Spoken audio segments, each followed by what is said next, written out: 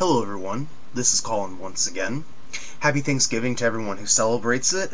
For those of you who do, have a good one and have a good excuse to get together and be with family and friends and to eat good food.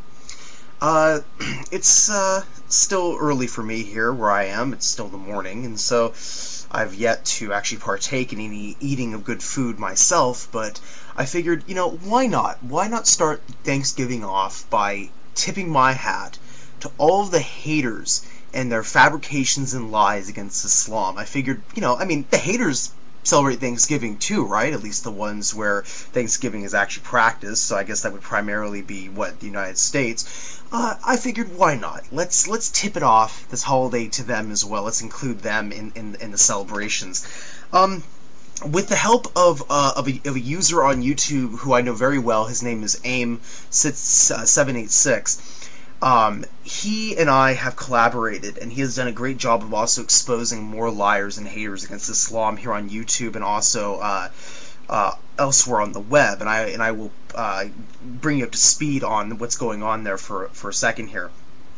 But I want to address some points that haters use a lot, and just show how a simple, investigative homework on the part of you as the viewers can really take you a long way in realizing how quickly these haters' sources are unauthentic, and not just because, Muslims say they are, but because, let's say, the time period in which they were written, many years after the Prophet's life, and we're talking hundreds and hundreds.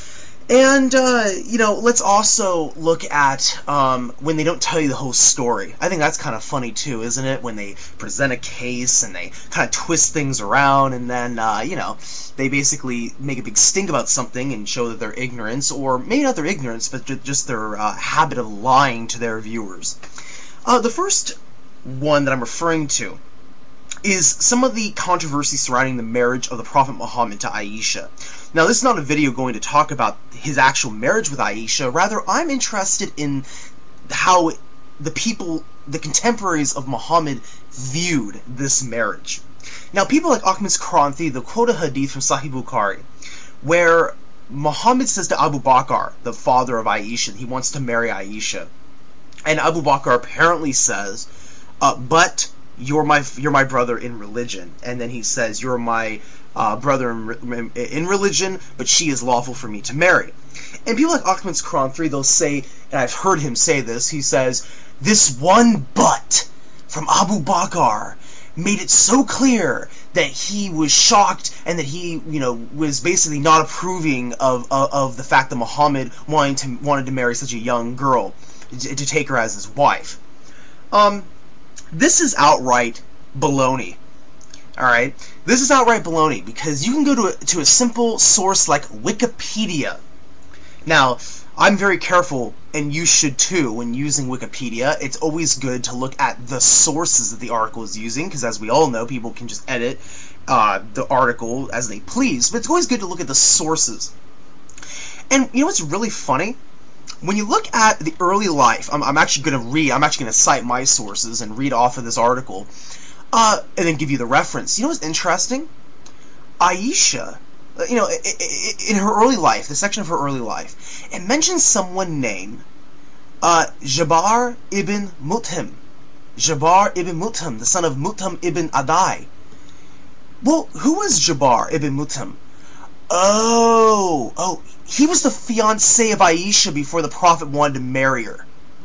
Oh, so that means she was actually going to get married to somebody else prior to the Prophet wanting to marry her, when she was still 6 or 7? That's right. And why don't the haters of Islam bring this up? Why don't they bring this guy up? Ahmad's Kranthi has never brought him up. From my understanding, I've watched several of his videos on the topic, never heard him say it. So why doesn't he? Why doesn't he mention this guy named Jabir ibn Mut'im? Because the sources for the article that mention him, he is mentioned in Ibn Hisham, where apparently he was going to get married to Aisha. Mentioned in the Encyclopedia of Islam, and Tabari, which would mean that Ibn Ishaq wrote about him as well. So I'm wondering, why, Ibn Hisham considered the most authentic seerah, Encyclopedia Islam, and other traditions. For example, we have writers such as William Montgomery Watts, who's a famous Orientalist. He wrote about this individual as well. Karen Armstrong mentions him in her biography, Muhammad Biography of a Prophet. So, why don't the haters mention Jabbar ibn Mut'im? Why? Well, probably because they know that their viewers are not stupid enough to believe that the highly illogical probability that you would have apparently two, quote, pedophiles, quote unquote, vying for the same child. The probability of that, I'm sorry, is completely ridiculous. Furthermore, if you look at the enemies of Islam, the enemies never actually insulted the Prophet about this topic. They never actually criticized him for this. It was viewed as a cultural practice, because then why was Jabbar ibn Mut'im trying to marry Aisha if it was and Abu Bakr actually was going to allow them to get married, because Jabbar ibn Mut'im was the fiance of Aisha before the Prophet wanted to marry her.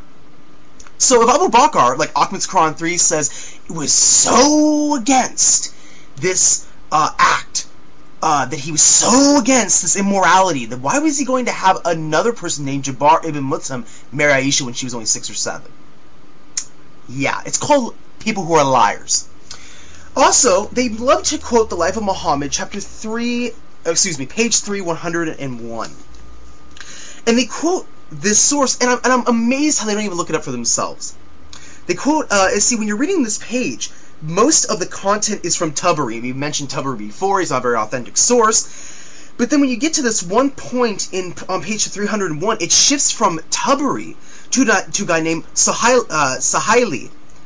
And it quotes Sahili, chapter 2, page 79. In his Riwayah of Yunus.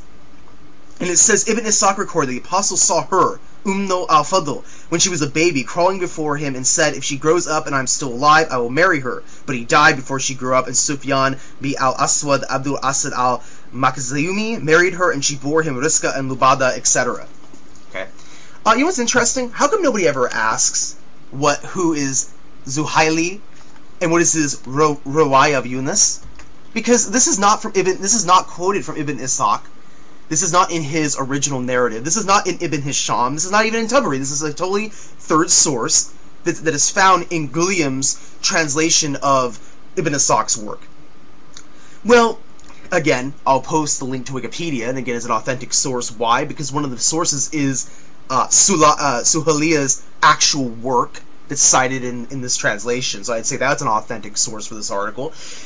Suhaliya lived in the 11th century.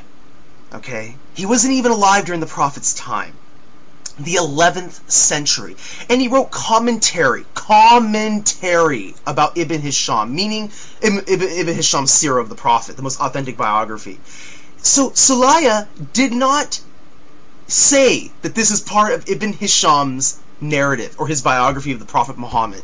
This is his own concoction. And if you look at the chain of transmission, Suhaliya only says that Ibn Ishaq recorded. He gives no chain of transmitters. There's no authentic narrators in this chain, because there is no chain of narrators. So this is a fabricated story that is not even in Ibn Hisham. This is written by a guy who lived hundreds and hundreds of years after Ibn Hisham, writing commentaries on Ibn Hisham's work that is not recorded by Ibn Hisham himself.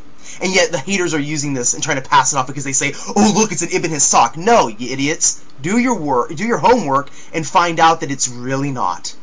It's not an authentic source. Thanks.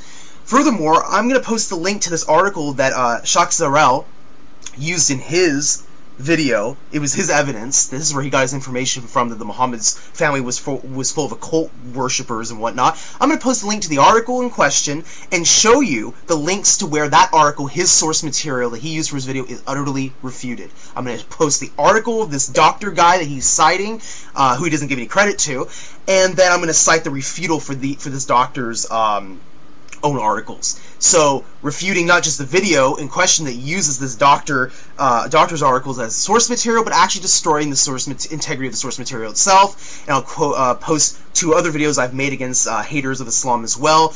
And please check out Aim's video with regards to one of the main sources used in the article. Peace be with you all.